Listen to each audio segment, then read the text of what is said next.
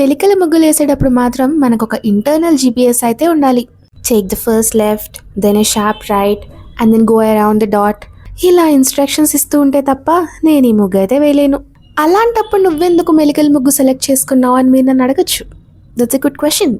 అంటే అది సరదా, జస్ట్ ఫర్ ఫన్.